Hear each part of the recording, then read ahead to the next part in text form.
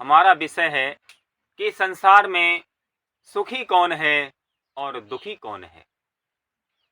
तो पहले हम बताएंगे कि संसार में दुखी कौन है। देखने में ऐसा आता है कि कोई बिरला ही सुखी होता है। अधिकांश लोग दुखी रहते हैं, अशांत रहते हैं। पहले मनुष्य सोचता है कि कच्चा मकान है तो पक्का बन जाए, तो वह पक्का बनाने के चक्कर में पड़ा रहता है। फिर जब पक्का बन जाता है तब वह सोचता है कि इस पर प्लास्टर हो जाए। फिर प्लास्टर कराने के चक्कर में दुखी रहता है, परेशान है। जब प्लास्टर हो जाता है तब वह टाइल्स लगाने के चक्कर में परेशान रहता है, और टाइल्स लग गया तब सोचता है इस पर अटारी बन जाए, दुमंजिला बन जाए। जब दुमंजिला बन गया तब सोचने लगता है कि घर में कार आ जाए। जब घर में कार आ गई तब इस बात से बहुत परेशान रहता है, दुखी रहता है कि लड़के बच्चों की पढ़ाई अच्छी हो जाए, फिर नौकरी लग जाए अच्छी, बढ़िया शादी हो जाए, नाती पनाती हो जाए तो बहुत सुखी रहें। तो इस तरह से अनंत इच्छाएं, अनंत कामनाएं, अनंत वासनाएं, ये आशा और तृष्णा एक ऐसी भूख है, ऐसी प्यास है जिसमें सभी जीव दुखी रहते हैं, अशांत रहते हैं, बेचैन रहते हैं और मन की शांति नष्ट कर देते हैं। तो मनुष्य का मन और इंद्रियां जितना बहिर्मुखी होती हैं उतना ही वह व्यक्ति दुखी होता है, अशांत रहता है और बेचैन रहता है। दूसरा कारण ये भी है कि घर परिवार में अगर सुमत नहीं है, ज्ञान नहीं है, सद्बुद्धि नहीं है, तो भी उस परिवार में अर्थात उसके जीवन में कभी भी शांति और सुख नहीं आ सकता। घर में खाने को है, रहने को है, बढ़िया मकान, बढ़िया कार, बच्चे भी हैं, धन दौलत भी है, लेकिन आपस में प्रेम नहीं है, आपस में सुमत नहीं है, तो भी कलेश होता रहता है और झगड़ा और एक दूसरे से दुष्ट भावना, जलन बनी रहती है और उस घर में शांति नहीं रहती। तो दूसरी बात है कि मनुष्य के जीवन में एक दूसरे प्रति राग है, द्वेष है, जलन है, घृणा है, नफरत है। इस तरह की जो बातें होती हैं तो भी मनुष्य दुखी रहता है, अशांत रहता है और उसके जीवन में शांति समाप्त हो जाती है। अगला कारण है कि जब व्यक्ति अपने मन को ईश्वर में नहीं लगाता, उनकी भक्ति नहीं करता, तो भी वह व्यथित और बेचैन रहता है। अगला कारण है जब मनुष्य पाप आचरण करता है, पाप कर्म करता है, तो उसकी सजा उसे भोगने को मिलती है, तो भी वह उन सजाओं को भोगता है तो बहुत कष्ट और दुख पाता है। तो वही व्यक्ति दुखी है जो बुद्धि से हीन है, सुमत से हीन है, जिसके अंदर प्रेम नहीं है एक दूसरे के प्रति, जिसके अंदर परमात्मा से प्रेम नहीं है, ईश्वर की भक्ति नहीं करता। और जो व्यक्ति लोभी है, लालची है, कामी है, क्रोधी है, और जो व्यक्ति आशाओं में, तृष्णाओं में, वासनाओं में, अनंत इच्छाओं में दौड़ लगाता है, वह व्यक्ति सदा दुखी रहता है, बेचैन रहता है और व्याकुल रहता है। अब सुखी व्यक्ति कौन है? सुखी व्यक्ति वही है जो अपनी इच्छाओं को, अपनी कामनाओं को, अपनी तृष्णाओं को शांत रखता है। ना ही वह किसी के प्रति जलन करता है, घृणा करता है, ना ही वह दूसरों की निंदा और चुगली करता है। जो व्यक्ति ईश्वर की भक्ति में मन लगाता है, ईश्वर का ध्यान करता है, नाम जपता है, वह व्यक्ति सुखी है। और जो व्यक्ति सब में अपने जैसा ही जीवन देखता है, सब में एक ईश्वर का ही वास देखता है, वह व्यक्ति सुखी है। और असीम सुख का मूल है ईश्वर की भक्ति, भगवान का ध्यान और चिंतन। तो भक्ति तात अनुपम सुख मूला, मिले जो संत होय अनुकूला। ये रामायण में गोस्वामी तुलसीदास जी लिखते हैं। ये उपदेश है मर्यादा पुरुषोत्तम राम का, जो लक्ष्मण को देते हैं कि हे तात, भक्ति ही असीम सुख का मूल है।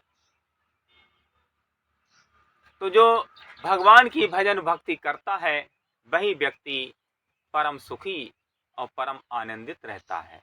वही व्यक्ति शांत रहता है, जो ईश्वर की भजन भक्ति में अपने मन को, अपने चित्त को शांत रखता है।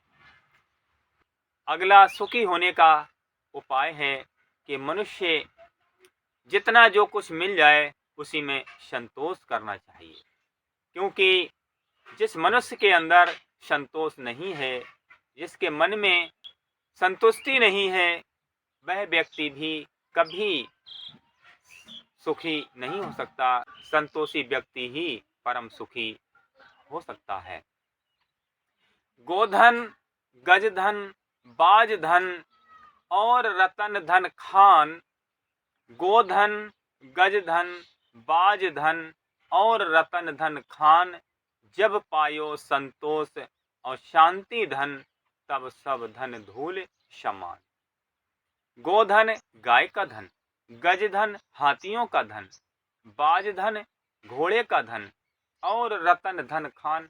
और हीरे मोती जवाहरात कितना भी इनका खजाना हो, लेकिन जब पायो संतोष धन, तब सब धन धूल समान। जिसके अंदर संतोष और शांति का धन आ गया, वह इन सब को धूल के समान, एक कबाड़ी के समान ही देखता है। इस दुनिया में सच्चा धन शांति और संतोष धन है। इससे बढ़ करके इस दुनिया में दूसरा कोई धन नहीं है। तो हर मनुष्य को संतोषी होना चाहिए और अपने मन और चित्त को शांत रखना चाहिए। अपनी इच्छाओं को, अपनी कामनाओं को और वासनाओं को समाप्त करना चाहिए। जितना व्यक्ति इन पर नियंत्रण पा लेता है, उतना ही वह व्यक्ति सुखी हो जाता है। और जितना इन विकारों में अपने मन और इंद्रियों को दौड़ लगाने की आज्ञा दे देता है, उतना ही वह मनुष्य दुखी रहता है, अशांत रहता है। तो अंतर्मुखी सदा सुखी और बहिर्मुखी उतने दुखी। यही मूल फार्मूला है सुखी होने का और दुखी रहने का। जितना बहिर्मुखी होता है, जितना मनुष्य का मन संसार में बाहर दौड़ लगाता है, उतना ही वह मनुष्य दुखी रहता है। और वह जितना ही अंतर्मुखी हो जाता है, अपनी आत्मा में परमात्मा के ध्यान में डूब के रहता है, चिंतन में रहता है, उतना ही वह व्यक्ति सुखी रहता है। और वह खतरों से और मुसीबतों से और संसार के झंझटों से भी दूर रहता है। जैसे कछुआ के अंग बाहर रहते हैं, और वही कछुआ जब अपने अंगों को, हाथ पैर और सिर को अंदर समेट लेता है, तब वह खतरों से, मुसीबतों से बच जाता है, सुरक्षित हो जाता है। तो इसी तरह से मनुष्य सुखी हो सकता है जब वह अपनी इंद्रियों को और मन को कछुए की तरह समेट करके अंतर्मुखी हो जाता है, तब वह आत्मा का सुख या परमात्मा का सुख, शांति और आनंद पा जाता है। वही मनुष्य इस धरती पर सुखी कहा जा सकता है। बाकी कोई भी धन से सुखी नहीं हो सकता, मकान बड़ा बना ले उससे भी सुखी नहीं हो सकता, गाड़ी बढ़िया सी ले आए खरीद ले उससे भी वह सुखी नहीं हो सकता। वह सुखी हो सकता है अपने अंदर विकारों को दूर करके, बुराइयों को दूर करके, अवगुणों को दूर करके और सबके प्रति प्रेम, स्नेह, हृदय में दयालुता का भाव और सद्गुणों को धारण करके ही मनुष्य सुखी हो सकता है। तो इस मनुष्य के दुख का कारण है पाप, उसके विकार, और सुख का कारण है उसका पुण्य अर्थात उसके सद्कर्म, अच्छे कर्म। जब मनुष्य अच्छे कर्म करता है तो पुण्य बनता है, और पुण्य का मतलब है सुख। जब मनुष्य दुष्कर्म करता है, पाप कर्म करता है, तो उससे पाप इकट्ठा होता है और उसका परिणाम है दुख। तो ये पाप कैसे समाप्त हो सकता है, विकार कैसे समाप्त हो सकते हैं, दुर्गुण कैसे दूर हो सकते हैं, ये श्रेष्ठ और महापुरुषों की संगत करने से, संतों की संगत करने से उसके अंदर जो दुर्गुण हैं, जो पाप कर्म हैं, वो नष्ट हो जाते हैं और सद्गुण आ जाते हैं। तो एक घड़ी आधी घड़ी, आधी में पुनियाद, तुलसी संगत साधु की, हरे कोटि अपराध। दुख हरे सुख देते हैं, मन का कर दे अंत। कहें कबीर कब मिले हैं ऐसे, परम स्नेही संत। सुमिरन से सुख होत है, सुमिरन से दुख जाए। कहें कबीर सुमिरन किए, आवागमन नसाए। तो भक्ति स्वतंत्र महासुख खानी, और बिनु सत्संग न पावे प्राणी। निज अनुभव में कहूँ खगेसा, और बिनु हरि भजन और भक्ति के न मिटे कलेसा। तो अंत में निष्कर्ष यही है कि अपने दुर्गुणों को दूर करके और संतों की संगत करके ईश्वर की भजन और भक्ति करे, तभी मनुष्य परम सुखी हो सकता है। और ऐसा करने वाला ही मनुष्य सुखी रहता है, शांत रहता है, आनंदित रहता है। भले ही उसके पास अधिक धन ना हो, भले ही वह झोपड़ी में क्यों ना रहता हो, भले ही वह पैदल क्यों न चलता हो, लेकिन फिर भी वह मनुष्य परम सुखी है, आनंदित है।